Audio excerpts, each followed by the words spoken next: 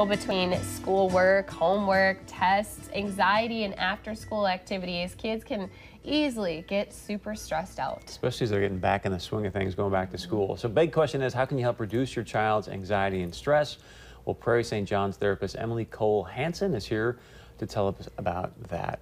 Welcome back to the show. Good morning. Thanks for having me. You see it now with the kiddos. It's like you were just saying, the first week they're kind of stoked, and now they're kind of going, oh my gosh, how do I get out of bed? And this is brutal. And yeah, it's a lot less exciting when the routine sets in and we're done, with that first back to school outfit and we're settled in and it becomes that day-to-day.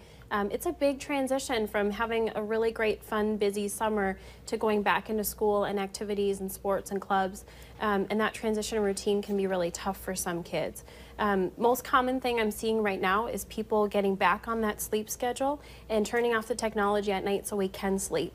That can be a tricky one. Lots of kids have plenty of time with their phones and tablets all summer long, and it's hard to tone that down back in the school year. I think another thing I hear from parents is that their kids are so demanded of during the day, and they get home and they're just exhausted. Some of them are posting pictures of their kids falling asleep in the car ride home from school. So that's a lot of anxiety too during the day for them. Yes, absolutely. So plan those really great after-school routines. And I know it's easy to want to do homework first thing when you come home. It's nice to get it done and out of the way. Plan some downtime first. They've been on their A game all day at school. Come home, have a snack, have a little bit of break, relax time, and then start that homework and go in fresh with it. so change always creates stress. At one point you kind of go, okay, this seems like maybe a little bit too much stress for my son or daughter. Absolutely. Things we look for in kids, I always tell parents, think about the things you looked for when they were really little. What is their sleep like? What are their eating habits like? Are we noticing any changes in those big things? Those are typically the first things we see with kids. If they're really tired all of the time, if their attitudes and moods are different, if they're losing interest in things that they normally did. If you've got a kid who's been on the soccer team for years and now this year they don't want to do it, they're too busy, it's too stressful, I can't handle it, that's a flag for us. We want to make sure that kids have that balance between academics and some of those extracurriculars because that development is really important too. So if you are starting to see some of those signs, how do you help kind of maybe relieve some of that stress or kind of help them work through it? Sure. So right now I'm in the clinic at Prairie St. John's, and when I meet with families, those are some of the first things we talk about. This is a great time of year to start those new routines, after school traditions and bedtime routines. We talk about managing technology time. We talk about healthy eating habits. Are we planning downtime as well? There are so many great activities for kids in our community. It's really tempting to sign them up for something. And my guideline for a lot of families is make sure you have at least one evening each week where you have downtime. If you find that we've got soccer on Monday and we have dance on Tuesday, church activities on Wednesday, and Thursday we have this club, and Friday we have this, you don't run into downtime because then your weekends are tournaments and performances and all of those things. We need to make sure that we're very intentional about planning that break time in too. A lot of kids are addicted to their phone. So any tips on the technology stop at night? Guidelines right now is to limit screen time to 2 hours a day for kids. And I know that can be really, really tricky once you think about computers, TV, phones, tablets. That can go away really fast.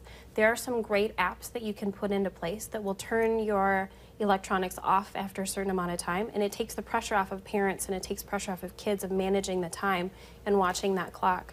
Amazon has a new Kindle out for kids where you can control how they use the time on there. Do they get 30 minutes of movie time? Do they get so many minutes of internet time, and how many minutes can they spend reading?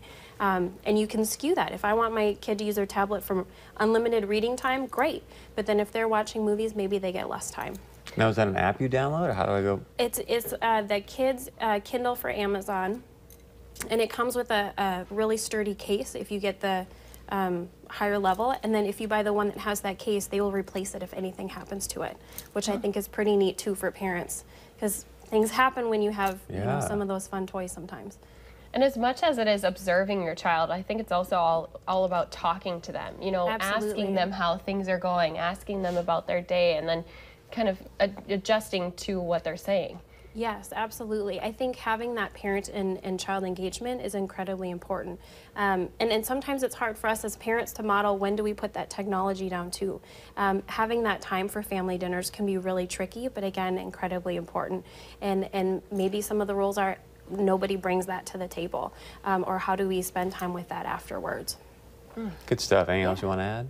I think if there's any time that parents are concerned, it is so much easier to come in, get an evaluation, and talk with someone. I would rather meet with a parent who's a little bit concerned early on, and we can address some of these easy problems before it gets out of hand. So if you're noticing some of these things early in the year, don't ever hesitate to come in, ask some questions. It's much harder when we're partway through the semester and kids are failing, and it's more stress to put on everybody to try and clean up afterwards. So try and stay ahead of it and engage with your kids early.